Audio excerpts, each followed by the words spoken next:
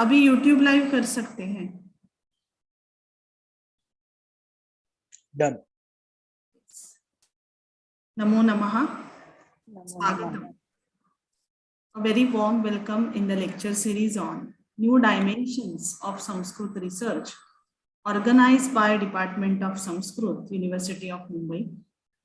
As we all are aware, this lecture series was organized from the viewpoint of providing different avenues of Sanskrit research, as well as to make students of Sanskrit aware about the methodology of Sanskrit research. Till now, we have benefited from the lectures of Professor Nirmala Kulkarni, Professor Vijay Pandya, Dr. Pradnya Kulkarni, and Hemant Rajopadhyay.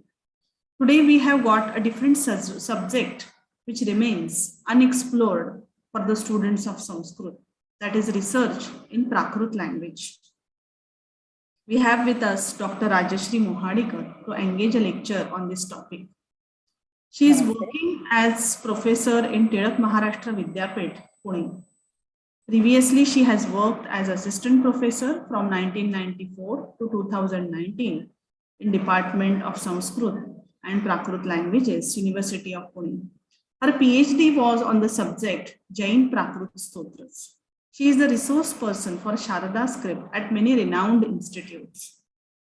10 PhD students and 6 MPhil students have received degree under her able guidance, and also some students are working under her guidance for PhD. Many of her students are foreigners, including one Japanese student. She also teaches to certain American students. She is a member of many BOS, RRC committees of universities. She has presented in national and international conferences, and she has publications to her credit, including a book. We are really glad to have Dr. Rajashri Mohadikar, madam, to guide us. I welcome you, madam. I also welcome all student participants gathered here. And without taking much time, now I request Dr. Rajashri Mohadikar, madam, to start with the lecture. Thank you. Thank you, madam, for this warm welcome and this introduction given for me. And hello, everybody. At the outset, I take this opportunity to thank the organizers of this lecture, Dr. Shakuntala Gowde, for inviting me to share my views on the topic, Prakrit, a new research avenue. Thank you very much. Before we enter into the topic, let me introduce you to the Prakrit. आपण सर्वांनीच संस्कृत शिकत असताना संस्कृत नाटक वाचलेलं आहे. या नाटकांमध्ये प्राकृतचा वापर हा देखील आपण पाहिलेला आहे. आता हे प्राकृत म्हणजे नेमकं काय आहे हे आपल्याला माहिती असत नाही. खूप वेळा गंमत अशी झालेली आहे की या संस्कृत नाटकांमधला जो प्राकृत परिच्छेद आहे तो संस्कृत छायेवरनं वाचला जातो आणि त्यातलं मूळ प्राकृत जे आहे ते मात्र काही वाचलं जात नाही. पण त्यामुळेच खूपशा गमती जमती होताना दिसतात. सुदैवाने मी संस्कृतमध्ये MA केलं आणि त्याच्यानंतर मी प्राकृतमध्ये MA केलं. त्यामुळे मला या दोन्ही गमती जमती अनुभवण्याचा एक छान अनुभव प्राप्त झाला आणि लक्षात आलं की संस्कृतचा अभ्यास करताना प्राकृतचा अभ्यास करणं किंवा प्राकृतचा अभ्यास करताना संस्कृतचा अभ्यास असणं या दोन्ही गोष्टी एकमेकांना अतिशय पूरक आहेत. So our previous scholars, all these scholars, they were masters in Sanskrit, Prakrit and Pali, all these three languages. And definitely the study of these three languages helps you in having the comparative aspect of these languages and penetrate into the language more deeply and more deeply. Obviously, the study, or we can say comparative study, that gives you a lot of bigger dimension to these languages also. Nowadays, this has become the custom that one who reads Sanskrit or one who reads Prakrit, he is not aware or he is not having the knowledge of other language. Like while reading Prakrit, you do not have the knowledge of Sanskrit or Pali, or while reading Pali, you don't know Prakrit or Sanskrit. So this should not happen, because this definitely gives you different perspective to look at the particular topic which you are reading, because the knowledge of these other languages, they help you in understanding the similar type of concepts or similar type of ideas which come across in the literature written in these different languages. आता प्राकृत म्हणजे नेमकं काय आहे? तर प्राकृत हा एक भाषा समूह आहे. I think I will be bilingual. If you have any query, if you have any question, you can ask me. There is no problem. So Prakrit हा एक भाषा समूह आहे. त्यालाच आपण प्रादेशिक किंवा बोलीभाषांचा समूह असंही म्हणू शकतो. Prakrit is a group of languages, regional or dialectical. Prakrit was prevalent in the society, while Sanskrit was taken as the official or very standard language. Prakrit ही जनसामान्यांमध्ये प्रचलितच होती, because all people living in the society, they were not the scholars of Sanskrit language, and they were not using Sanskrit as their communication language. Does it mean that they were not speaking or they were not communicating to each other? So in what language, in which language they were communicating? So that language was called Prakrit. But as I said earlier, Prakrit is not a one language, but it is a group of languages. Under this, you come across various types of Prakrit, like Shauraseni, Ardha Magadhi, Magadhi. This Magadhi itself was called Pali later, or Maharashtri, Jain Maharashtri, Paishachi. So there are various types of Prakrit.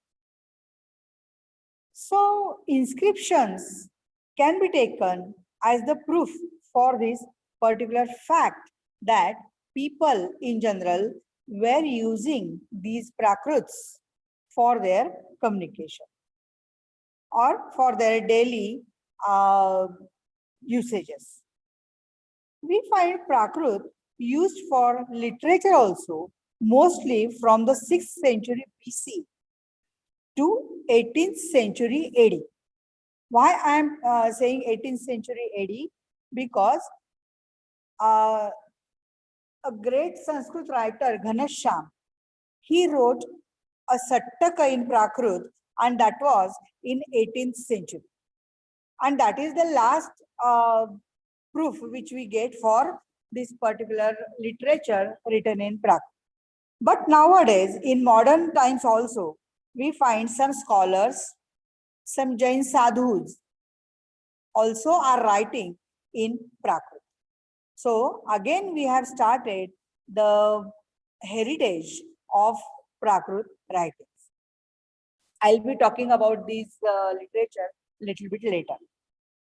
So, जेव्हा आपण भाषाशास्त्राच्या दृष्टीने प्राकृतचा विचार करतो, तेव्हा भाषाशास्त्रज्ञांनी जगभरातील भाषा या स्थूलमानाने 12 कुळांमध्ये विभक्त केलेल्या दिसतात. ती कुळं पुढील प्रमाणे आहेत: भारोपीय किंवा Indo European, second Semitic, Hamitic, Chinese, Ural Altai, Dravid, Malayo Polynesian, Bantu, central Africa, that is मध्य Africa, Australian, American, and remaining all are in the 12th group of the languages. From all these families, Prakrit is related to Indo-European, that is Bharopiya language family. हा गट सुद्धा पुढे 8 उपविभागांमध्ये विभागलेला आपल्याला दिसतो. म्हणजे मुळात 12 कुळं सांगितलेली आहेत, भाषा कुळं, त्या भाषाकुळांमधील भारोपीय किंवा इंडो युरोपियन हा जो भाग आहे त्या भागाचे आणखीन 8 विभाग केलेले दिसतात. ते असे Armenian, Balto Slavonic, Albanian, Greek, Indo Iranian और Indo Aryan, Italic, Celtic, German or Teutonic. Among these 8, again, Prakrit is related to 5th group, that is Indo-Iranian or Indo-Aryan. This Indo-Aryan group also is further divided into 3, namely Iranian, Darad, Indo-Aryan. Now, here it is very explicit that Indo-Aryan can be related to Prakrit. So, ही भारतीय आर्य शाखा किंवा ही this Indo-Aryan branch of languages has Prakrits as a part of it. This particular group has 3 stages of its development. या गटाच्या विकासाचे 3 टप्पे मानलेले आपल्याला दिसतात.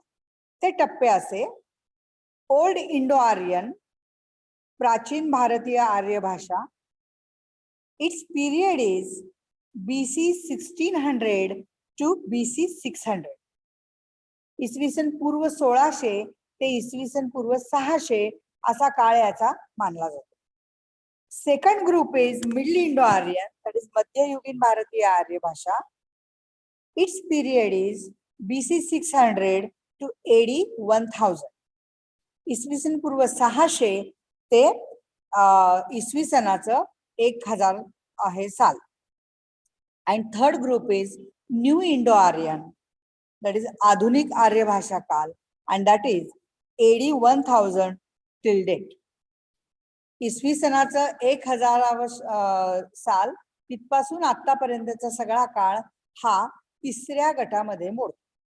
And Prakrit is mainly connected to the second group, that is Middle Indo-Aryan languages. Whatever Prakrit literature we start finding, it is mainly from this particular point, that is 600 BC. In this first stage, that is 1600 BC to 600 BC, we find the form of the old language is preserved in hymns, that is ruchas of Rigveda. You must be wondering that why I am talking about all these language stratas, language levels, or why I have taken Rigveda into consideration. Because when we read Vedic language, we definitely find some similarities of this Vedic language to this Prakrit language. For example, Dvivachana is not used in Prakrit. It is not used in Rigveda also. Many a times you find the work of Chaturthi, dative case, is completed by Shashti, that is genitive. आता ऋग्वेदाचा आणि प्राकृतचा काय संबंध आहे असा आपल्याला प्रश्न पडू शकतो. तर प्राकृत आणि ऋग्वेदातल्या ज्या भाषा, ऋग्वेदाची जी भाषा आहे त्याच्यामध्ये तुम्हाला बरचसं साम्य दिसून येतं. आणि उदाहरण बघायचं झालं तर प्राकृतमध्ये द्विवचन वापरलं जात नाही, तसंच ऋग्वेदामध्ये सुद्धा द्विवचन आपल्याला दिसत नाही. ऋग्वेदामध्ये सुद्धा पुष्कळ वेळा चतुर्थीचं काम हे षष्ठीने केलेलं दिसतं आणि प्राकृतमध्ये सुद्धा षष्ठीचाच वापर होतो, चतुर्थीचा वापर झालेला आपल्याला दिसत नाही. So we find ample similarities in Vedic language and the format of Prakrit language. A good comparative study can be taken in this particular field. Although scholars have worked on this sphere of language, but still one having a great interest in linguistic features and comparative aspect of the language can have a good zone of study here. So it would be very interesting to find out the similarities and dissimilarities or some similar usages in Prakrits and in Rigvedic or Vedic languages. या भाषाशास्त्रीय अभ्यासासाठी प्राकृतच्या शब्दसंग्रहाचा म्हणजे वोकॅब्युलरीचा सुद्धा आपल्याला विचार करणं आवश्यक आहे. It is very much interesting. At the same time, it is very much important to take into consideration the vocabulary of Prakrit languages. हा प्राकृतचा जो शब्दसंग्रह आहे तो 3 भागामध्ये विभागला गेलेला आपल्याला दिसतो. ते विभाग म्हणजे तत्सम, तद्भव आणि देशी. So what is the meaning of tat here? Tat here refers to Sanskrit. So tat sama means those words which are similar to Sanskrit. For example, kamal, jala, anjali, kankana, ganga, etc. Then comes the second part, that is tadbhava, which is supposed to be the most great part or bigger part of the language. So tadbhava, as we have already seen, tad refers to Sanskrit, so that which originates from Sanskrit. Here it is very much interesting to note that those words which are adopted in Prakrit from Sanskrit, they undergo various changes, phonetical changes, and then they are adopted in Prakrit. जे शब्द संस्कृत मधनं प्राकृत मध्ये येतात ते प्राकृत मध्ये येत असताना बरेच वर्ण विकार होऊन वापरले जातात.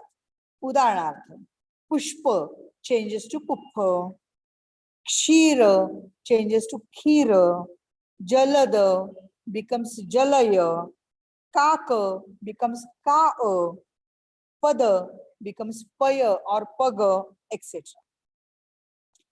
जेव्हा आपण या शब्दांचा तद्भव शब्दांचा विचार करतो, जेव्हा आपण ग्रंथामध्ये हे शब्द आलेले वाचतो आणि त्यांचा अर्थ आपल्याला लक्षात येतो, तेव्हा आत्ताच्या काळात सुद्धा आपण वापरत असलेल्या शब्दांच्या बरोबर यांचं असलेलं साम्य आपल्याला लक्षात येतं आणि गंमत वाटायला लागते की अरे चा आपण हे शब्द वापरतोय की, पण याचा उगम असा झाला असेल हे मात्र आपल्या लक्षात येतं. So this becomes very interesting study to find out the phonetical changes which undergo the Sanskrit words while coming into Prakrit. For this particular group of words, namely Tadbhava, there are many rules given by Prakrit grammarians like Vararuchi, Hemachandra, etc. I shall give you some important rules only to just have a knowledge of the rules, how they are formed or how they undergo the changes in the word. Very important rule in Prakrit is ka, ga, cha, ja, ta, da, pa, ya, vam, prayo, lopaha. So these 9 consonants, namely ka, ga, cha, ja, ta, da, pa, ya, and va. These consonants, they are dropped, and when they are non-initial and non-conjunct, that is anadi asanyukta astana ka, ga, cha, ja, ta, da, pa, ya, आणि व ही जी व्यंजन आहेत त्या व्यंजनांचा लोप झालेला आपल्याला दिसून येतो. But the condition is anadi asanyukta. And when they are dropped, they retain whatever vowel is there in them. For example, jalada, we have seen some words previously. So in jalada, the is anadi and asanyukta, so the is dropped. But what is the vowel there? Vowel is a. So a is retained. Now the question may arise, in jalada there is ja also, and in this list ja is also there, but the condition is anadi, and that condition is not completed, and that's why j is not dropped. Therefore, we get jala a, but many a times you would find jala ya also. And this ya, which you hear instead of the, is called yashruti. So these particular rules, they help you in understanding the word. Now, why this understanding of the rules is important? Or why it is very much important that Prakrit should be understood originally? I'll give you one example, because all of you must have read Sanskrit dramas and you must have read Sanskrit Chaya in it. But if you know these rules, you can interpret the word on your own. For example, I give you one example here. Supposing in Prakrit you find a word vyara, or vyara. Now we have already seen that ka, ga, cha, ja, ta, da, pa, ya, and va. These letters, they are dropped when they are anadya and asya.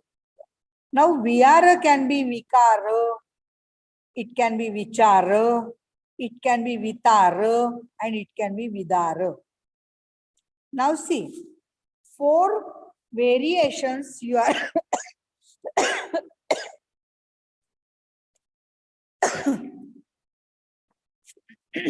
excuse me, you have 4 variations for one word in Prakrit, that is vyara.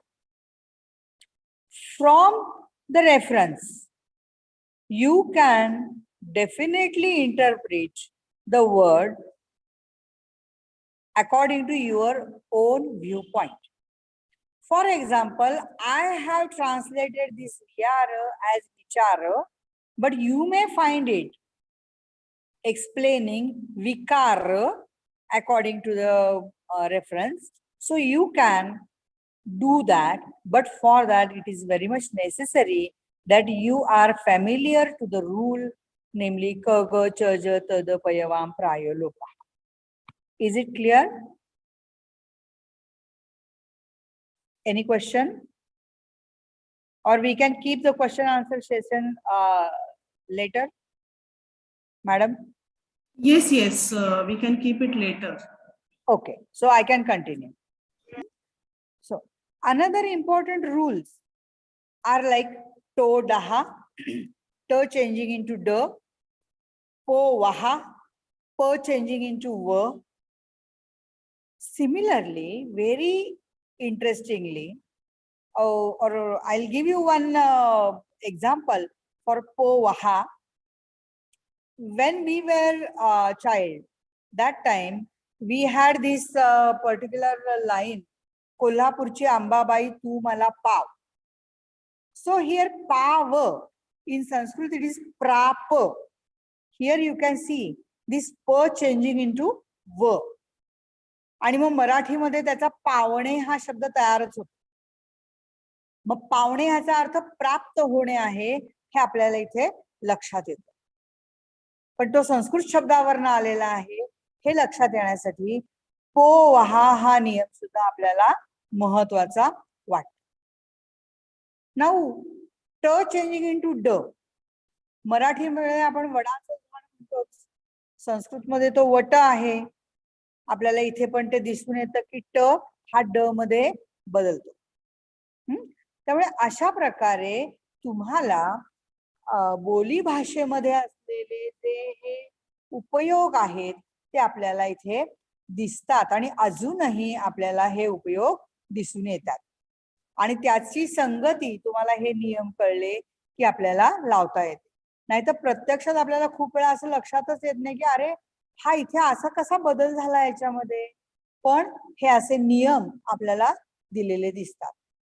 आणि very interestingly हेमचंद्रासारख्या प्रख्यात व्याकरणकाराने याच्यासाठी सगळ्यात महत्वाचा नियम दिलाय तो म्हणजे यथादर्शनम. आणि यथादर्शन याचा अर्थ साहित्यामध्ये तुम्हाला जे दिसतं ते. तर साहित्यामध्ये तुम्हाला वटच्या ऐवजी वड दिसतो, नटच्या ऐवजी नड दिसतो, विचारच्या ऐवजी विचार दिसतो. म्हणून तुम्हाला इथे या गोष्टी बघाव्या लागतात किंवा इथे या गोष्टी आपल्याला समजून येतात. Then there are some vowels also which are also not used in Prakrit. काही स्वरांचा सुद्धा वापर प्राकृतमध्ये नाही हे आपल्याला लक्षात येईल. आपली जी वर्णमाला आहे स्वरांची त्याच्यामध्ये अ आ इ ई उ ऊ रू रू लृ लृ ए ऐ ओ औ आणि अम आहा एवढे सगळे स्वर त्याच्यामध्ये येतात. ऑब्विसली आहा हे स्वर नाही आहेत, पण त्याचा आपल्या त्या चार्टमध्ये तसाच समावेश केलेला दिसतो. तर यामधले रू रू short ru also is not there and long ru also is not there. Ru short and long both are absent. I and au these are also absent and visarga also is not used. Now when we hear or read some words like Krishna, we can see when you go to northern side they pronounce this as Krishna, and we in Maharashtra side we use we pronounce it as U, Krishna. So Ru is changing into either A, U, E, sometimes Ri. So Rushi changes into Rishi. Now we can see Ritik Roshan, Rutik Roshan. So Ru, it has got variety of pronunciations in changing in Prakrit. At the same time, we have some what I should say, we have some tactics also for separating the conjunct consonants also. For example, when we use biscuit, if you go to village side, they pronounce it as biscuit. So they have separated s and k. E in biscuit, ski is replaced by u and s gets a, and in this way biscuit changes into biscuit. For example, another example we can take is spashtikaran. It becomes sapashtikaran in some languages. That is, supposing I cannot pronounce spashtikaran, I will break it, the conjunct, and then I will pronounce it as sapashtikaran. Another important rule for this conjunct consonant is only Vargiya Vyanjanas, class consonants only will be used as conjunct. जोडाक्षर येताना फक्त वर्गीय व्यंजनच जोडाक्षर म्हणून येईल असाही महत्वाचा नियम प्राकृतमध्ये आहे. And therefore in Sanskrit we do not have this type of rule. In Sanskrit you can have any consonant coming in conjunct with any other consonant. For example, kaksha. In kaksha, ksha, as all of you must be knowing that it is the combination of ka and sha. So sha and sha, they are not used in Prakrit. At the same time, you do not have sha. Sha does not have any class consonant, and that's why ka takes kha. So normally you would find if first letter of the class is there, it takes second letter or it takes the same letter. For example, tarka, it becomes takka, and in Marathi it becomes tak. Arka, it becomes akka. Similarly, shakra changes to sakka. So you will find if the first letter is of the conjunct is the first letter of the class, it takes second letter. And if the first letter of the conjunct is different, then the first letter of class will take the first letter. I hope you are getting. जर जोडाक्षरांमधल्या जोडाक्षर जी आहेत त्यातलं पहिलं अक्षर हे जर वर्गीय व्यंजनातलं पहिलं अक्षर असेल आणि ते जर राहणार असेल शब्दामध्ये, तर त्याच्या जोडीला दुसरं अक्षर येतं. म्हणजे तर्क मध्ये र हे पहिलं अक्षर आहे जोडाक्षरातलं आणि त्याला वर्गीय व्यंजन नाही म्हणून क ला कच येतो आणि म्हणून त्याचा तक्क होतो. पण कक्ष मध्ये क्ष मध्ये क आणि श हे दोन आहेत, त्यामुळे श जो आहे तो जातो, पण जोडाक्षरातला पहिला भाग कोणता आहे क, म्हणून तिथे कक्ष येतो शच्या ऐवजी. असाही एक नियम आपल्याला बघता येतो आणि हा पण खूप इंटरेस्टिंग नियम आहे, ज्याच्या आधारावरती तुम्हाला जोडाक्षरांच्या अभ्यासाला नक्कीच चालना मिळते आणि मदत मिळते. आणि आपलं स्पष्टीकरण त्याच्यावरचं तयार करायला सुद्धा आपल्याला एक तर्कशुद्ध आधार हा मिळालेला दिसतो. त्याचबरोबर जेव्हा या जोडाक्षरामधलं दुसरं अक्षर किंवा पहिलं अक्षर हे त्या वर्गीय व्यंजनांमधलं दुसरं किंवा चौथं असतं, तेव्हा मात्र त्याच्या जोडीला पहिलं किंवा तिसरंच अक्षर येताना दिसतं. उदाहरण पाहूया म्हणजे जास्त क्लिअर होईल. In Sanskrit we are having the word vyaghra.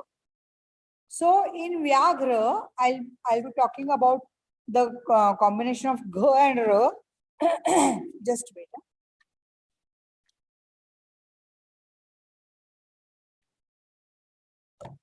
So in Vyaghra, you are having the combination of Gh and R. Just now I said that if the first component of the conjunct is fourth letter or second letter, it will take third and first respectively. So Gh is the fourth letter, so it will take G instead of R. So it becomes Vagh in Prakrit, and in Marathi it becomes Vagh. इथे वाघ होताना दिसतो. तो वाघ कसा झाला, तर व्याघ्र मधला जो घ्र आहे त्या घ्रच्या पूर्ण युनिटचा बदल ग आणि घ मध्ये होतो. आणि दुसरा नियम असा आहे की जेव्हा केव्हा जोडाक्षर समोर येतं तेव्हा अलीकडचा स्वर हा नेहमी ऱ्हस्वच असतो प्राकृत, आणि त्यामुळे इथे व्याघ्रचा वघ होताना दिसतो. आता व्याघ्र मधल्या व्यचा कसा बदल झाला, तर यचा तिथे लोप झाला, कारण व्याकरणकारांनी असा नियम दिलाय की जिथे जिथे य हे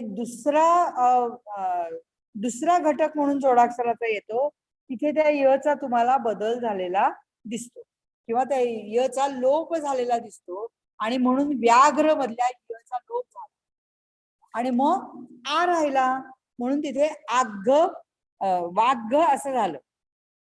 पण प्राकृतच्या नियमाप्रमाणे वाघ मधल्या आचा लोप होतो आणि तिथे ऱ्हस्व येतो आणि म्हणून तिथे वघ होतो, आणि परत जेव्हा तो मराठीत येतो किंवा हिंदीमध्ये येतो तेव्हा त्याचा वाघ किंवा बाघ असा झालेला आपल्याला दिसतो. क्लिअर आहे? जाऊ पुढे. Okay. Then along with this, some rules which tell us to use some other letters for some conjuncts. Namely, some adeshas are given that this unit should be used for this particular conjunct concept. म्हणजे काय? एखाद्या विशिष्ट जोडाक्षरांच्या जोडीसाठी एखादी वेगळी जोडाक्षरांची जोडी वापरा असं सांगितलेलं आपल्याला व्याकरणकाराने दिसतं. उदाहरणार्थ अष्ट, अष्टमध्ये श आणि ट हे दोन आले आहेत, तर त्याच्याऐवजी ट आणि ठ वापरा असं सांगितलेलं आहे. त्यामुळे अष्ट मधला अठ्ठ होतो, अठ्ठचा मगाशी सांगितलं त्या नियमाप्रमाणे 8 होतो. हा आपल्याला इथे बदल लक्षात येतो. स्त, स अँड त, इट शुड चेंज इनटू त अँड थ. सो हस्त चेंजेस टू हत्थ and again hatha. When it comes into Marathi or Hindi, it becomes hat or hath.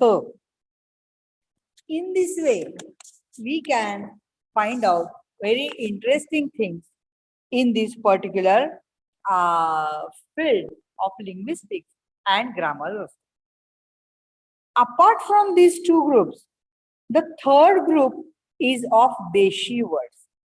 Now we have seen about Tatsam, Tadbhav, these two groups. There is third group also, which is also very interesting, and it is called Deshi words. What is the meaning of Deshi words? They are completely regional words and do not have any connection or any similarity with Sanskrit words.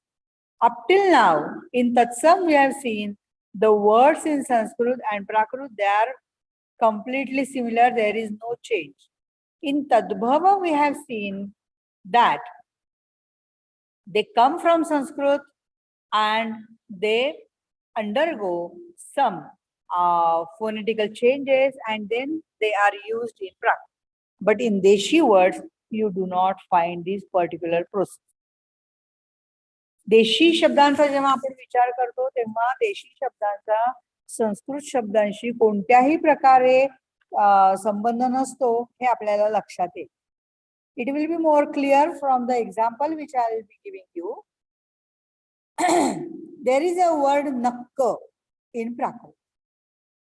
So this nakka can be nakra coming from Tadbhava word and it means the aquatic animal, that is crocodile. नक्क हा जो शब्द आहे तो संस्कृत मधल्या नक्र वर्ण येताना तुम्हाला दिसतो आणि हा नक्र जो आहे हा नक्र म्हणजे मगर, सुसर इत्यादी. So this becomes tadbhava word. But nakka is a deshi word also and it does not have any origin from Sanskrit. And when it is a Deshi word, it means nose, Marathitla nak. Now this becomes very important to know when you come across the word nakka in Prakrit passage, whether it refers to nose or it refers to crocodile, etc. हे बघणं खूपच महत्वाचं आणि खूपच गमतीचं ठरतं की नक्क हा शब्द जो त्या प्राकृत परिच्छेदामध्ये आलेला आहे तो नाक या अर्थाने आलेला आहे की सुसर, मगर या अर्थाने आलेला आहे. आणि अर्थातच तुम्हाला संदर्भावरनं ते ठरवता येतं. त्याचबरोबर इतरही खूप देशी शब्द आहेत की जे आत्ताही आपण अजून वापरतो. उदाहरणार्थ पोट्ट म्हणजे पोट. जेव्हा तो पुत्रपासून असतो तेव्हा त्याचाही पोट्टच होऊ शकतो, पण तो पुत्रपासून येतो तेव्हा तो देशी तो तद्भव असतो. पण जेव्हा पोट या अर्थाने वापरतो तेव्हा मात्र तो देशी असतो. बप्प म्हणजे बाप, हिंड म्हणजे हिंडणे.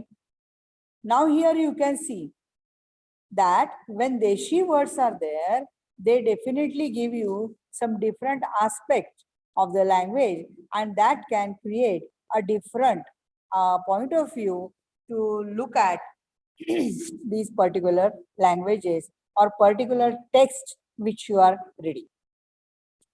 या शब्दसंग्रहाची जी मजा आहे ना, ती या नियमांचा अभ्यास केल्याने आपल्याला जास्त चांगली कळू शकते. आणि तौलनिक अभ्यासाच्या दृष्टीने जेव्हा आपण विचार करतो तेव्हा हा विषय म्हणजे व्याकरण किंवा भाषाशास्त्राच्या दृष्टीने संस्कृत आणि प्राकृतचा केलेला तौलनिक अभ्यास हा खूपच रोचक आणि रंजक ठरू शकतो. ज्याला व्याकरण भाषाशास्त्र या विषयांची गोडी आहे, आवड आहे, ते या विषयात नक्कीच संस्कृत प्राकृत टेक्स्ट घेऊन तौलनिक पद्धतीचा अध्ययन याच्यामध्ये करू शकतात. पण आता भाषाशास्त्रीय दृष्टिकोनाच्या व्यतिरिक्त आणखीन काही आपल्याला अभ्यास करता येऊ शकतो का? तर हो, प्राकृतमध्ये भरपूर साहित्य रचना झालेली आपल्याला दिसते आणि त्या साहित्य रचनेचा जेव्हा आपण विचार करतो तेव्हा आपल्याला लक्षात येतं की आपण खूपच वेगवेगळ्या पद्धतीचा अभ्यास या प्राकृत साहित्यावरनं करू शकतो. Now we shall think about other genres of Prakrit literature.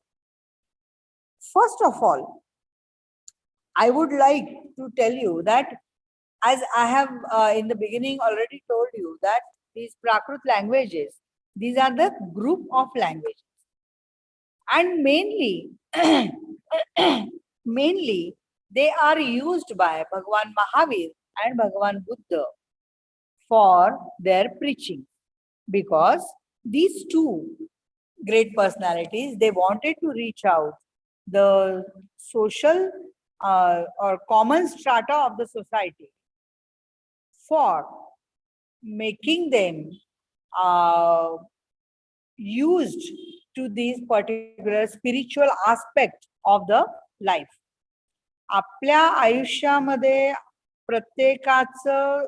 प्रत्येकाचं ध्येय हे मोक्ष प्राप्ती हे असतं आणि प्रत्येकालाच अध्यात्माची आवडही असते. पण काय होत होतं नेमकं की सर्व जे काही अध्यात्माचं ज्ञान होतं ते संस्कृतमध्ये बद्ध झालेलं असल्यामुळे सामान्य स्तर जो होता लोकांचा तो सगळा स्तर वंचित राहत होता. पण मग त्या लोकांना अधिकार नाही का हे ज्ञान मिळवण्याचं? तर आहे. म्हणून भगवान बुद्ध आणि भगवान महावीर यांनी त्यांच्या प्रादेशिक भाषांचा वापर करून आपलं तत्वज्ञान किंवा आपला धर्मोपदेश या समाजापर्यंत पोहोचवण्याचा प्रयत्न केला.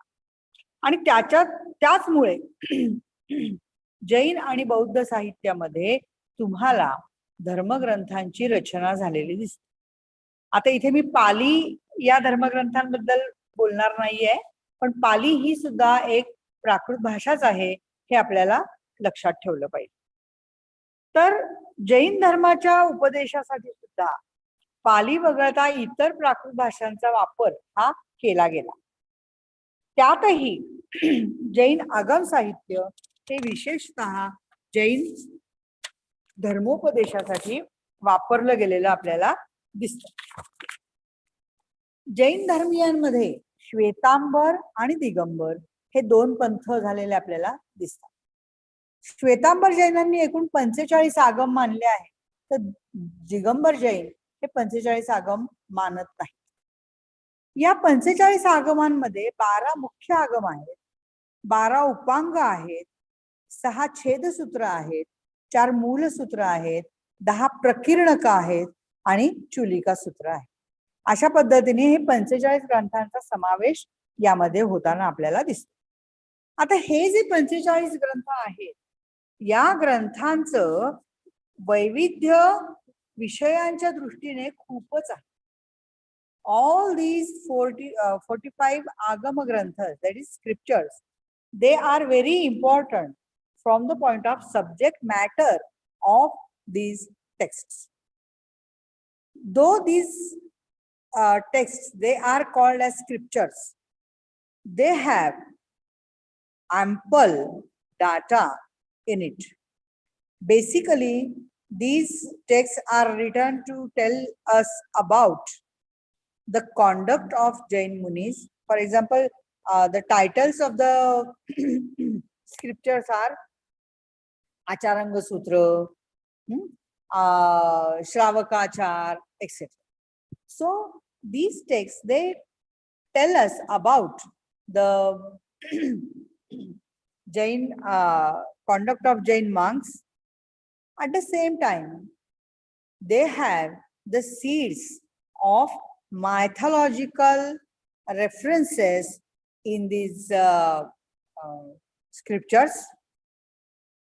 Very important Karma Siddhanta also is noted down, is included in these Agama Granthas. At the same time, we find various definitions of Jiva, Atma, etc., which are the core of any philosophy. Very important accounts of historical events, like two great battles which took place in the city of Vaishali, also are mentioned in some of these Agama Granthas. At the same time, now we can see that there are some scriptures like Naya Dhamma Kaha or Jnata Dharma Katha, which are very important from the point of view of social and cultural data. At the same time, this particular text is important from literary point of view also. This particular text is full of the drishtantas, variety of illustrations, variety of figures of speech, beautiful expressions, and beautiful or very important data. Nowadays, we are having the era of woman empowerment. स्त्रियांचं सबलीकरण हा या शतकातला सगळ्यात महत्वाचा नारा सध्या आपल्याला दिसतो. या नायाधम्मकहासारख्या ग्रंथांमधनं आपल्याला स्त्रियांच्या सबलीकरणाचे पुरावे किंवा स्त्रियांना किती मान दिला जात होता त्या काळामध्ये याचे पुरावे आपल्याला या नायाधम्मकहासारख्या ग्रंथांमध्ये मिळतात. किंवा अंतगड दसासारखं जे आगमग्रंथ जो आहे त्याच्यामध्ये सुद्धा कृष्णाच्या बरोबरीने इतर त्याच्या ज्या राण्या होत्या त्यांना सुद्धा ही मुभा होती. त्यांना वाटलं तर त्यांनी दीक्षा घ्यावी, त्यांना वाटलं तर त्यांनी दीक्षा घेऊ नये. म्हणजे असं नाहीये की कृष्णाने दीक्षा घेतली म्हणून इतरही स्त्रियांनी दीक्षा घेतलीच पाहिजे, असा काही तिथे नियम तुम्हाला दिसत नाही. किंवा काही ग्रंथांमधनं तुम्हाला राजीमती जी आहे रथनेमीची पत्नी, ती सॉरी रथनेमी नव्हे अरिष्टनेमींची पत्नी, ती जेव्हा तिच्या लक्षात येतं की आपल्या पतीने दीक्षा घेतली आहे विवाहाच्या ऐवजी, तेव्हा ती स्वतःहूनच आई वडिलांना सांगून घरातनं बाहेर जाते आणि ती विवाह करणार नाही असं ठणकावून सांगते. यासारख्या ज्या घटना आहेत किंवा यासारखे जे संदर्भ आहेत ते तुम्हाला सामाजिक आणि सांस्कृतिक संदर्भाच्या दृष्टिकोनातनं खूपच महत्वाचे वाटू शकतात आणि त्यातनं आपल्याला संशोधनाच्या नवीन दिशा या सुद्धा मिळतात. At the same time, as these agamas, they are supposed to be compiled by 3rd century or 1st century BC, then from the point of view of language also these texts are very important. Then I come to the 12 Upangas which are there. These Upangas, they also have variety of topics included in it.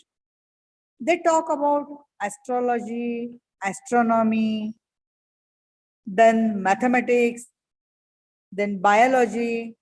There is a text like Tandula Vaicharika which tells us about a fetus from the point of its conception till the birth. तंदुल वैचारिक सारखं जे तंदुल वैचारिक सारखे जे ग्रंथ आहेत त्या ग्रंथांमध्ये गर्भधारणा होण्यापासून ते जन्माला येण्यापर्यंत गर्भाची जी वाढ आहे किंवा त्या गर्भाबद्दलचं जे सगळं विवेचन आहे ते तंदुल वैचारिक सारख्या ग्रंथांमधनं आलेलं दिसतं.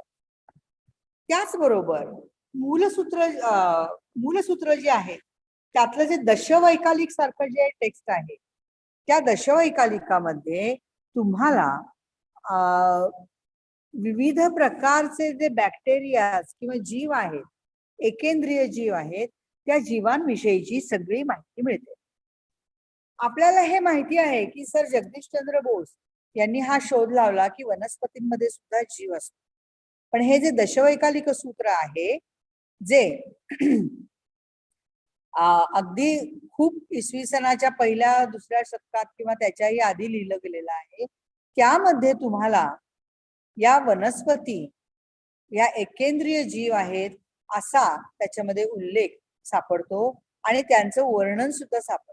म्हणजे इतकं बारकाईने वर्णन आहे त्याच्यात की उसाचे जे पेर असतात त्या पेरामध्ये जीव असतो, बटाट्याला जे डोळे फुटतात त्या बटाट्यांना किंवा कांद्याला जे कोंब फुटतात त्या कांद्यांमध्ये जीव असतो, किंवा बीज ज्याच्यामध्ये आहेत म्हणजे वांग असेल किंवा भोपळा असेल अशासारखे बियांनी युक्त असे जे अशा ज्या भाज्या आहेत किंवा वनस्पती आहेत त्यांच्यामध्ये जीव असतो. अशा सारखे सर्व महत्वाचे संदर्भ तुम्हाला या दशवैकालिकासारख्या ग्रंथामध्ये सापडतात. So again it becomes very important from the point of view of the study of scientific knowledge also, which is also given in these particular text. It may not be in the format of scientific knowledge, but you can still find out the science behind all these texts. याच्यामध्ये विज्ञान किंवा शास्त्र तुम्हाला त्या दृष्टिकोनातून याचं वर्णन केलंय असं जरी सापडलं नाही तरी त्याच्यामध्ये विज्ञानाचा भाग आहे हे आपल्याला निश्चितपणे लक्षात येतं. अर्थातच या सर्व विवेचनाचा उद्देश हा तत्वज्ञान सांगणं किंवा साधूंना आचरणाविषयीचे काही नियम सांगणं हा आहे. असं जरी असलं तरी त्याच्या पाठीमागे त्यांनी जे तर्कशास्त्र वापरलेलं आहे किंवा त्यांनी डोळे उघडे ठेवून जे विवेचन केलेलं आहे त्या विवेचनामुळे आपल्याला वेगळ्याच दिशा मिळतात हे सुद्धा निश्चित आहे. त्याचबरोबर या ग्रंथांमधलं सूर्यपण्णत्ती, चंदपण्णत्ती सारखे जे ग्रंथ आहेत ते ग्रंथ आपल्याला सूर्याचा भ्रमणमार्ग, चंद्राचा भ्रमणमार्ग याविषयीची गणित आणि त्याविषयीचे त्यांचे जे ठोकताळे आहेत ते आपल्याला याच्यामधनं दिसतात. त्याच्यामुळे खगोलशास्त्रीय अध्ययन सुद्धा आपल्याला या ग्रंथांचं करता येतं आणि त्या दृष्टिकोनातून सुद्धा प्राकृत ग्रंथांचं महत्व आपल्याला नाकारता येणार नाही. त्याचबरोबर काही महत्वाचे संदर्भ लिपी विज्ञान किंवा नीतिशास्त्र याच्या विषयीचे जे आहेत ते आपल्याला रायपसेणीय म्हणजे राजप्रश्नीय यासारख्या ग्रंथांमधनं सुद्धा दिसून येतात. त्याचबरोबर सृष्टी विज्ञान हा म्हणजे कॉस्मॉलॉजी हा सुद्धा विषय या उपांगांमध्ये काही ठिकाणी चर्चिलेला आपल्याला दिसतो. उदाहरणार्थ जम्बूद्वीप पण्णत, जम्बूद्वीपाची रचना कशी आहे, त्या रचनेचं मोजमाप काय आहे, अशासारखे सगळे महत्वाचे संदर्भ, अशासारखी सगळी महत्वाची विवेचनं ही आपल्याला या ग्रंथांमधनं आलेल्या दिसतात. त्याचबरोबर या आगम साहित्यावरती ज्या टीका, चूर्णी, भाष्य, विवरण, विवृत्ती हे जे सगळं लिहिलं गेलं आहे त्यात सुद्धा आपल्याला खूप महत्वाचे सामाजिक आणि सांस्कृतिक संदर्भ मिळतात. म्हणजे उदाहरणार्थ पूजा विधान किंवा त्या काळच्या सण उत्सव अशासारखे सुद्धा महत्वाचे संदर्भ या टीका ग्रंथांमधनं मिळतात. या टीका ग्रंथांमध्ये आपल्याला त्या काळची ज्युरिस्प्रुडन्स ज्याला आपण म्हणतो, न्याय व्यवस्था, याबद्दल सुद्धा काही माहिती ही आपल्याला इथे येताना दिसते. So we find these commentarial literature which is written later, still it has very important points like jurisprudence, law and justice, or prayaschitta vidhana. These particular aspects of the society also are dealt with in these particular texts, along with the scriptural texts which give you ample social and cultural data. These commentarial literature also is very important from the point of view of different aspects of social and cultural dimensions. I would like to tell you one important story here which helps us in understanding the importance of this commentarial literature also.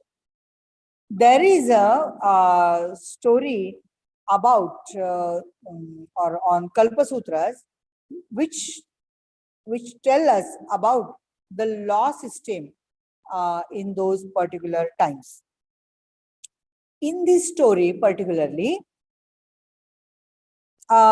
we find one prince who is very much intoxicated due to his power as viceroy or prince, and he starts disturbing and troubling all the people.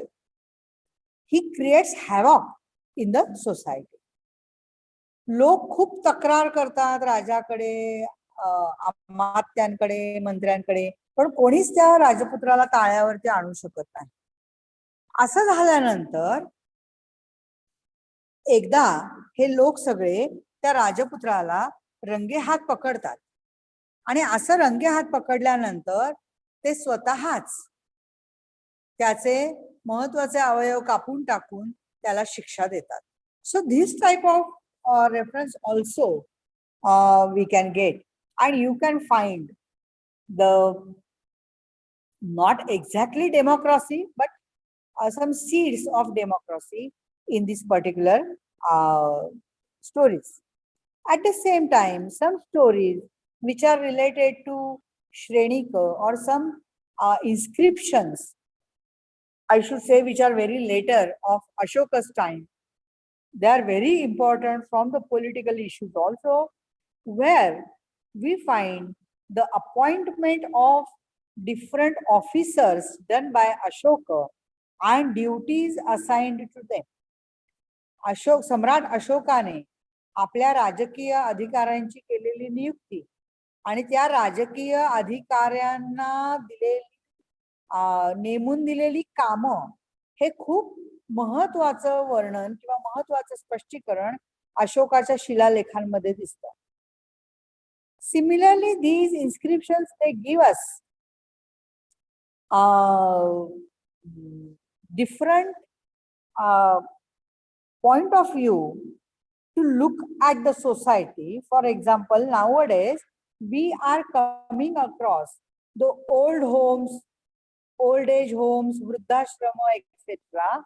And Ashoka has very clearly instructed people that they are supposed to honor and give respect to their elderly persons, people in their house. Otherwise, they will be punished. अशासारखे खूप महत्वाचे संदर्भ जे अशोकासारख्या राजांचे सामाजिक प्रगल्भ जाणीवांचे आपल्याला जाणीव करून देतात, ते सुद्धा आपल्याला या ग्रंथांमधनं दिसतात, शिलालेखांमधनं दिसतात.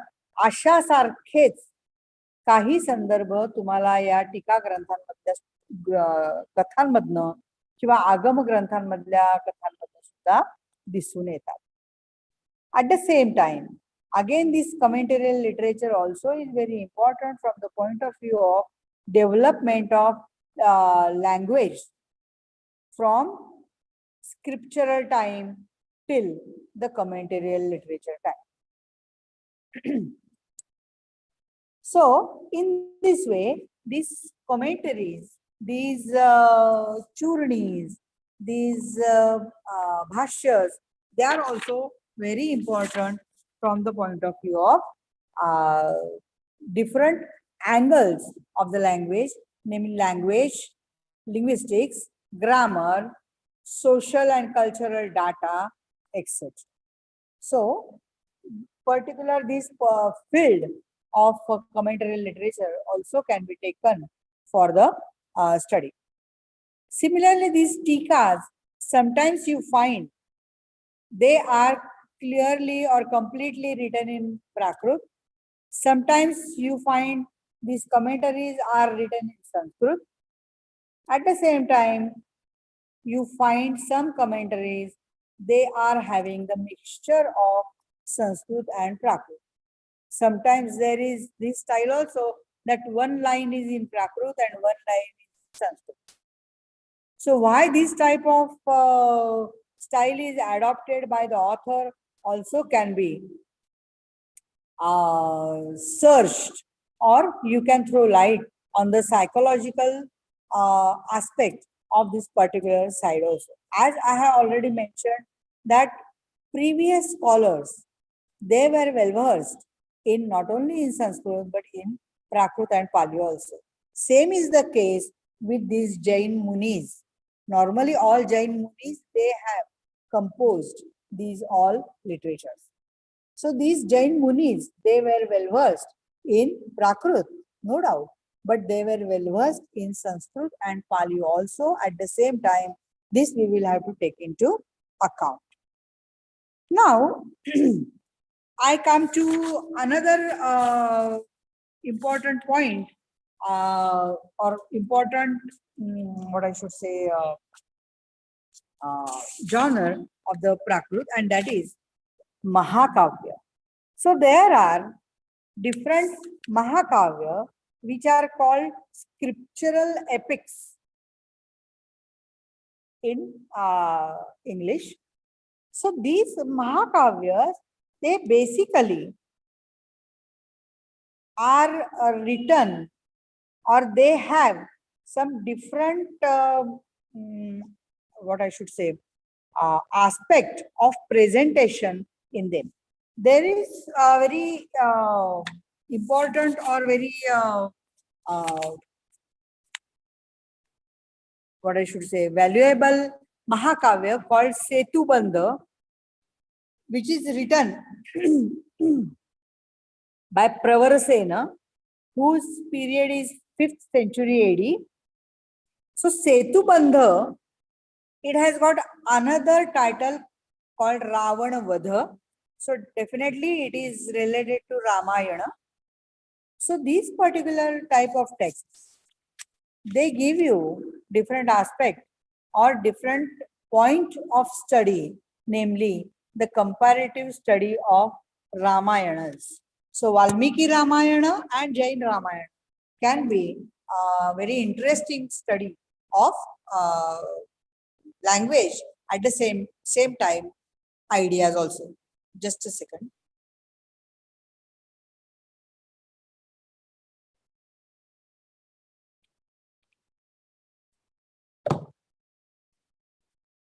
When you turn towards Charita Kavyas, which is a very famous genre in Prakrit language.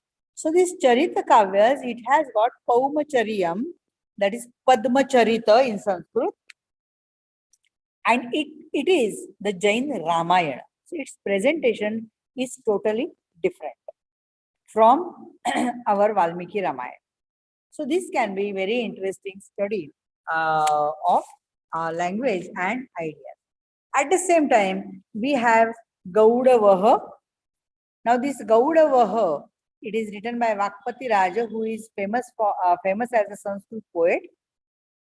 But he gives you very good historical account of Yashovarman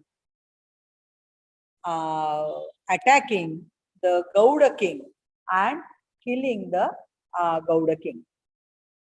So this interesting account you can find in Gaudavada. At the same time, the Mangalacharana, benedictory verses of this Gaudavaha, they are also very beautiful, and they give you and they give you they are written in actually 60 verses, 60 verses. So you can have the study of the style of the author along with the different ideas, beautiful ideas, which you can examine from the point of view of poetics. काव्यशास्त्राच्या दृष्टिकोनातून सुद्धा या मंगलाचरणाचा अभ्यास तुम्हाला करता येईल. पौराणिक संदर्भ त्याच्यामध्ये जे आलेले आहेत त्यांच्या दृष्टिकोनातून सुद्धा तुम्हाला या मंगलाचरणाचा अभ्यास करता येतो. त्याच वेळेला वाक्पती राजाने जो ऐतिहासिक घटनाक्रम दिलेला आहे, यशोवर्मन राजाने गौड राजावरती आक्रमण करणे वगैरे, या घटनेची सत्यासत्यता सुद्धा तुम्हाला पडताळून पाहता येते. आणि अशा पद्धतीने तुम्हाला हा एक वेगळा अभ्यासाचा विषय अशासारख्या महाकाव्यांचा अभ्यास केल्याने मिळू शकतो. There is another text like Lilavai Kaha, which tells you, which gives you idea about the state of Maharashtra. It clearly mentions the names like Paithan, etc., which is called Pratisthana, and Ashmaka, etc. Ashmaka is the Maharashtra. So these type of references, they help you in understanding the geographical study also of the particular text. So here we can see that Prakrit literature, it helps us in giving the information about geography, cosmology, then linguistic, grammar, and at the same time historical and mythological events also.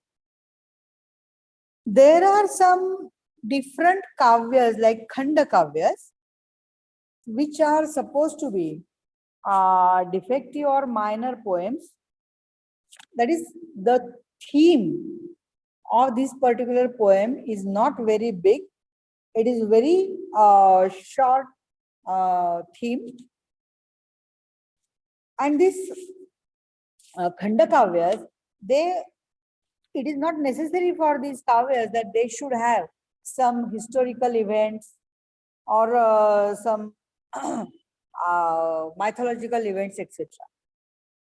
So it is written about some experience of your own life, and on that some story is built, and it is, we can call it a short or a very big essay, we can call it, and that is called khanda kavya. But these khanda kavyas are also very important. So very important khanda kavya is Kausavaha. The title itself tells you that it is about the killing, assassination of Kausa. Again, Mahabharata also can be compared with such titles and with such themes. The next genre is Charita Kavya, which is very important part of Prakrit literature. These Charita Kavyas, they basically deal with the analogies or illustrations given for the preachings. At the same time, it has variety of meters used in that. At the same time, many a times you find there is a description of different dynasties and lineages also, which can help us in examining or in comparing the all dynasties and lineages given in literal texts. At the same time, it helps us in understanding the ethical values of Jain monks, basically, or Jain householder. So, Achara Vyavahara Shastra also is being dealt with in this particular text. At the same time, these particular Charita Kavyas, they have the Akhyana style also, and there you have various stories, various variations which Jain Acharyas they have given here. And these Charita Kavyas, many a times you find they are in poetic form, sometimes they are in Gadya and Padya Mishra Kavya also. हे जे चरित्र काव्य आहे हा प्राकृत मधला एक वैशिष्ट्यपूर्ण असा घटक मानता येईल आपल्याला. आणि या चरित्र काव्यांमध्ये आपल्याला या लेखकांनी मुख्यत्वे करून जैन मुनी आणि जैन गृहस्थ जे आहेत त्यांच्या आचारधर्माविषयी उपदेश केलेला दिसतो. त्याच्याच बरोबर या ग्रंथांमध्ये वेगवेगळे वंश, त्यांची वंशावळ याचाही उल्लेख येताना दिसतो, ज्याची तुलना आपण इतर ठिकाणी मिळणाऱ्या ग्रंथांमधल्या माहितीशी आपण काढून पाहू शकतो. त्याच्याच बरोबर या ग्रंथांमध्ये तुम्हाला विविध प्रकारच्या छंदांचा वापरही दिसतो. महाभारत रामायण सारख्या कथांचा वापर झालेला दिसतो. त्यामुळे तौलनिक अभ्यासाला परत एकदा आपल्याला चालना मिळू शकते. हे चरित्र ग्रंथ जे आहेत ते बहुतांश वेळा तुम्हाला पद्य रूपात दिसतात, पण गद्य आणि पद्य मिश्र असंही काही ठिकाणी रूप तुम्हाला दिसतात. यानंतरचा महत्वाचा जो घटक आहे तो आहे मुक्तक काव्य. And very important poetry here is a compilation called Gatha Saptashati or Gaha Satasai, which is compiled by King Hala of Satvahan dynasty. Now, when we talk about Prakrit literature, though I have said that Prakrit literature is mainly written for giving you preachings, we find some texts which are not at all related to teachings, that is ethical teachings or sectorial teachings. धर्मोपदेशासाठी फक्त रचना केली गेली असं आपल्याला दरवेळेला दिसतं असं नाही. तर त्यामध्ये गाथा सप्तशती किंवा गाहा सतसई सारख्या ग्रंथांचा आपल्याला उल्लेख करावाच लागेल. गाहा सतसई हे हाल सातवाहन राजाने रचलेलं नाही म्हणता येणार, त्याने या सगळ्या गाथा गोळा करून त्यांचं एकत्रीकरण केलेलं आपल्याला इथे दिसतं. जेव्हा आपण प्राकृत साहित्याचा विचार करतो तेव्हा महत्वाचा एक भाग आपल्याला असा लक्षात घ्यावा लागतो की हे प्राकृत साहित्य खूप वेळा जनसामान्यातून आलेला असल्यामुळे त्यांच्या स्वतःच्या अनुभवावरती अधिष्ठित अशा ह्याच्यातली संकल्पना किंवा याची रचना आपल्याला झालेली दिसते. गाथा सप्तशतीचा मी विशेष उल्लेख याच्यासाठी करेन, कारण गाथा सप्तशती ही जरी बरोबर आजपासून 2000 वर्ष पूर्वीची असली, कारण इसवी सनाचं पहिलं शतक आणि 17वं साल असा त्याचा रचना काल मानला जातो, तरी त्याच्यामध्ये आत्ता आधुनिक काळामध्ये आपल्याला ज्या समस्या भेडसावतात, विशेष करून रिलेशनशिपच्या बाबतीमध्ये, नातेसंबंधांच्या बाबतीमध्ये, मग ते आई आणि मूल असेल, मित्र आणि मित्र असेल, किंवा पती आणि पत्नी असतील, किंवा कोणत्याही प्रकारचं गुरु शिष्य असेल, कोणत्याही प्रकारचा जो नातेसंबंध आहे त्या नातेसंबंधांवर विषयी मानसिक विश्लेषणात्मक भाष्य तुम्हाला या गाथा सप्तशतीमध्ये दिसतच. त्यामुळे गाथा सप्तशती सारखे ग्रंथ हे तहहयात तुम्हाला अभ्यासाचा विषय ठरू शकतात. त्याच्या वेगवेगळ्या दृष्टिकोनातनं या गाथांचा अभ्यास तुम्हाला करता येतो. अशाच सारखा दुसरा विषय जो आहे तो म्हणजे कथा साहित्य. प्राकृतमध्ये विशेष करून जे कथा साहित्य आहे त्या कथा साहित्याचा उपयोग हा धर्मोपदेशासाठीच केलेला तुम्हाला दिसून येतो. म्हणजे कथा साहित्यामध्ये तुम्हाला फक्त प्रेमकथा, फक्त प्रणय कथा असं दिसून येत नाही. या कथांचा मूळ उद्देश या कथांचा मूळ उद्देश हा धर्मोपदेश असाच आहे. पण खूप वेळा this story starts with shringar ras, erotic sentiment, and it ends in shanta rasa or talking about moksha or dharma sadhana.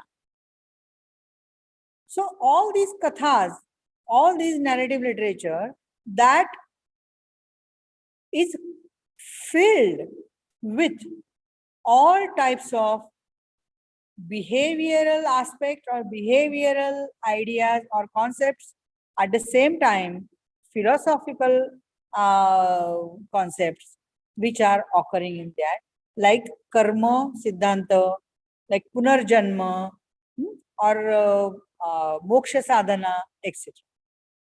या दृष्टिकोनातून या कथांचा आपल्याला विचार तर करता येतो, पण त्याचबरोबर या कथा या परत सामाजिक आणि सांस्कृतिक संदर्भांनी शिगोशीग भरलेल्या आहेत. एवढंच नाही, या कथांमधून तुम्हाला स्थापत्यशास्त्र, 64 कला यांचे सुद्धा संदर्भ आलेले दिसून येतात. या गोष्टींसाठी सुद्धा या कथांचा आपल्याला खूपच चांगला उपयोग होऊ शकतो. समरादित्य कथा किंवा समराइच्य कहा यासारखे जे ग्रंथ आहेत त्या ग्रंथांमध्ये तुम्हाला त्या काळची न्याय व्यवस्था कशी होती याचे सुद्धा संदर्भ अगदी विवरण सहित अगदी मिळतात. म्हणजे अतिशय स्पष्टपणे, अतिशय रंजकपणे या न्याय व्यवस्थेचाही उल्लेख समरादित्यासारख्या कथांमध्ये तुम्हाला दिसून येतो.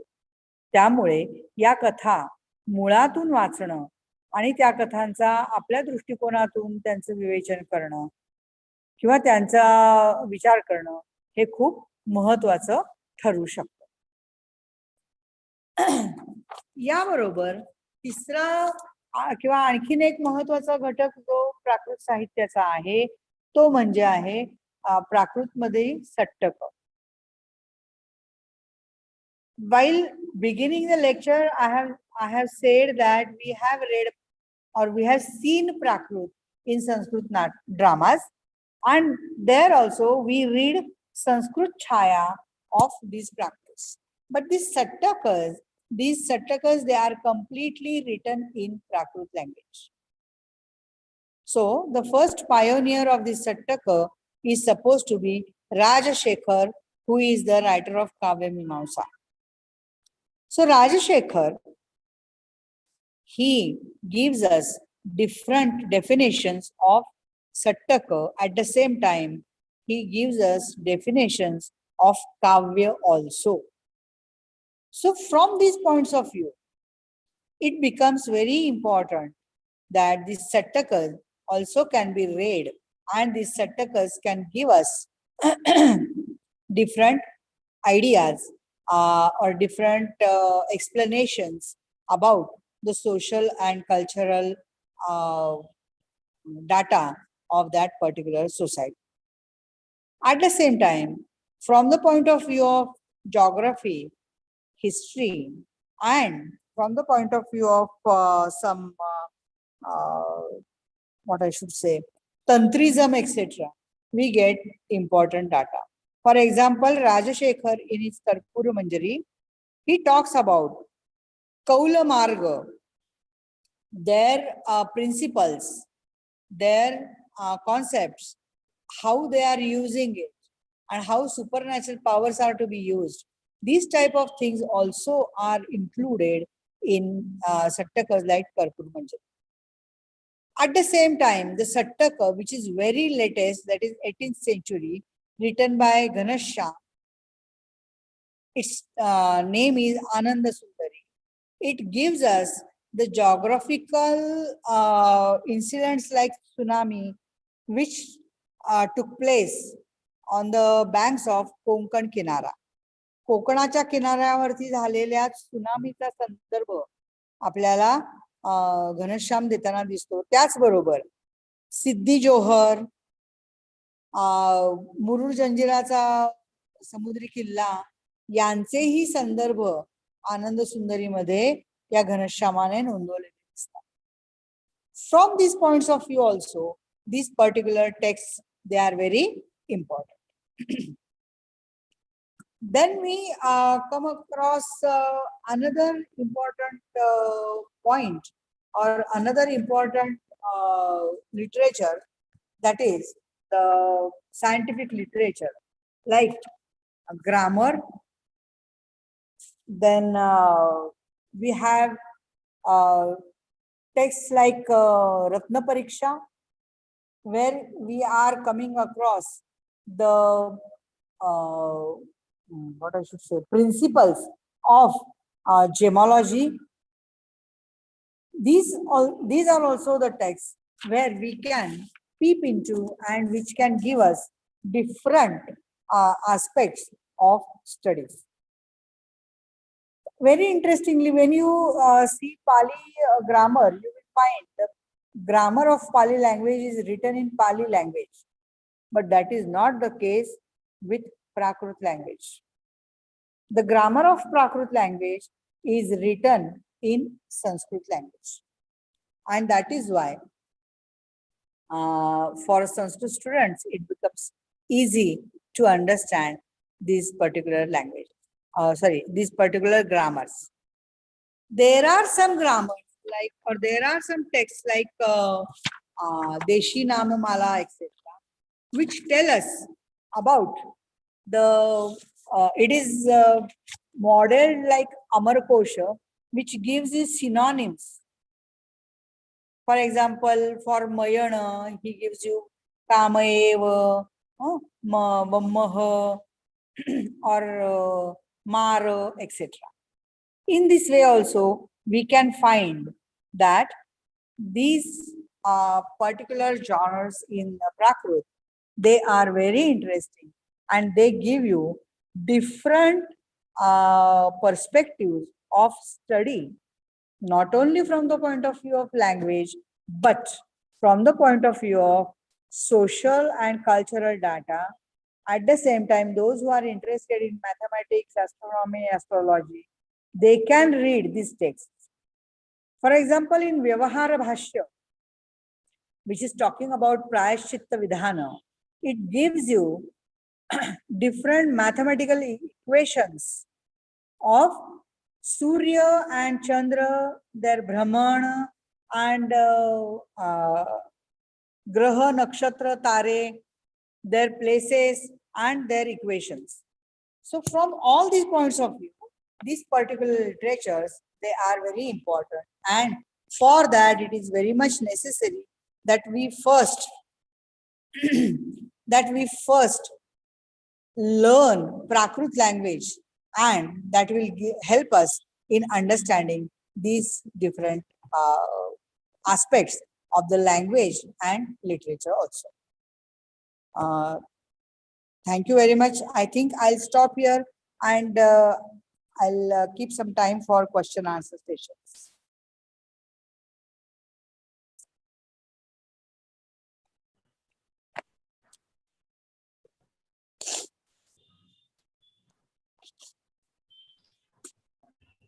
हॅलो. हॅलो. व्हॉट्सअप ग्रुपमध्ये विद्यार्थ्यांचा एक प्रश्न आलेला आहे. Now Sanskrit is that which is refined and Prakrit is that which is natural. So did the scholars refine the Prakrit and made Sanskrit from it, or the people modified the Sanskrit and made Prakrit for it? Example, a name like Lakshmi gets pronounced as Lachmi, which is probably much simpler on the tongue. So did Lakshmi become Lachmi, or Lakshmi become Lakshmi? Okay. For this, I'll turn to the first part of our lecture where I talked about Tadbhav, Tatsam, etc. See, basically, Prakrit is natural and Sanskrit is refined or polished. But nowadays also, we are having Marathi and English, and we have adopted so many words from English. Does it mean that English comes from Marathi or Marathi comes from English? No. Previously, it was the case that linguists, they started thinking that Sanskrit is the original language and Prakrit comes from that. And that's why we are having modifications or phonetic changes. But later on, this particular view changed because though Sanskrit was there, Prakrit was also there as the colloquial language of common strata of the people. And therefore, these two languages, namely Prakrit and Sanskrit, they were called Sahodaras. So they are sister languages. So this becomes again different point of study, that whether Sanskrit comes from Prakrit or Prakrit comes from Sanskrit. But if you go from the etymological meaning of Prakrit and Sanskrit, definitely you arrive at this particular conclusion that Sam plus Kru means refined or polished. So Sanskrit came later. But as we have seen that Vedic language of Rigvedas, etc., it was considered to be as the first language or the evidence of language which is in front of us. But there you find some similarities of presentation of some language or usage of case endings or number, that is ekvachan, dvivachan, etc. So from these, again, you get different avenue of study. So you can go more deep into this study. Scholars like Dr. Palsule, Dr. Mehendale, Dr. Ghatge, they have studied a lot. Some foreign scholars also have studied a lot in this particular aspect. So you can also start penetrating in this particular aspect and then you will find this. But when you come to the word like Lakshmi, as Ksha is not at all there in Prakrit, you find Ksha is separated and Shra is dropped. But at the same time, in Lakshmi, Ksha, this particular unit Ksha is to be presented either as Cha and Cha. Sometimes it is to be presented as Kha only. So, Lakshmi, Lachami, Lachi, these type of variations you do find in Prakrit. And basically, when you come to the group of Tadbhava words, you find their Prakritization is done of the word. What is the meaning of Prakritization? So, Prakritization is actually the simplification of the pronunciation. And therefore, Vatsala becomes Vachala. Lakshmi becomes Lachmi or Lachumi. I told you about the Swara Bhakti. Swara Bhakti, in Swara Bhakti, you get the insertion of one vowel in the conjunct. And therefore, that conjunct becomes simple for pronunciation. Is it clear?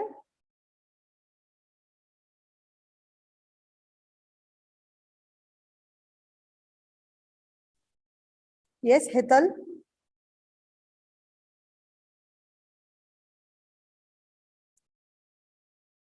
Hello, can you hear me? कोणाचे प्रश्न असतील तर WhatsApp ग्रुपवर टाकावे कृपया कर. Can I ask you? Yeah. Ma'am, I've sometimes seen some forms in Prakrit where the vowels are left as it is and not made into conjuncts with the earlier letter.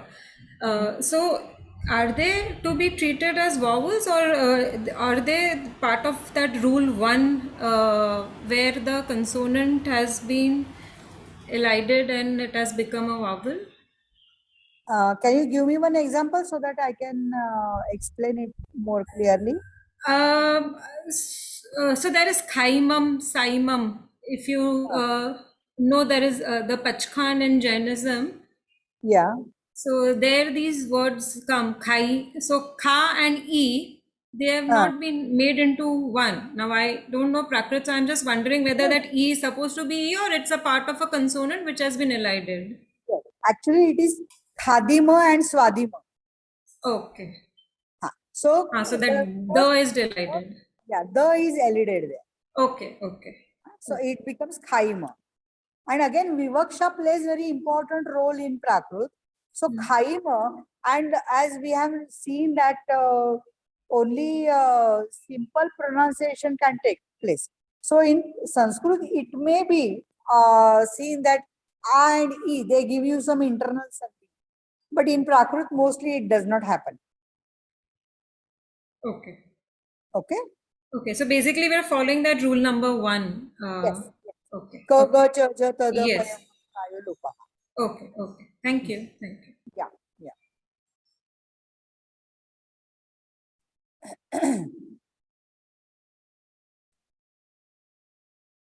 Yes, any other question? So, madam, I think we are done with the questions. Okay. It is my proud privilege to express vote of thanks. I thank Professor Dr. Rajeshri Boharikar, madam, from the bottom of my heart for giving a beautiful lecture, and that lecture was thought provoking, where and it is as per the theme, new dimensions. So students over here will get a very broad overview through your lecture, madam, about how can one try to pursue research in Prakrits. So, in spite of your busy schedule, you accepted our invitation and gave a very interesting lecture. So I thank you profusely. I thank the University Computational Center for arranging the talk for the Zoom app and also relaying it on YouTube so that people can watch it to posterity. And I thank very different professors who were there. I saw Professor Dr. Shubhada Doshi had also come for the lecture. So I thank her for that, and all the audience also for making this lecture interesting. I declare the program to be over. Thank you, one and all. Thank you. Thank you very much. Thank you.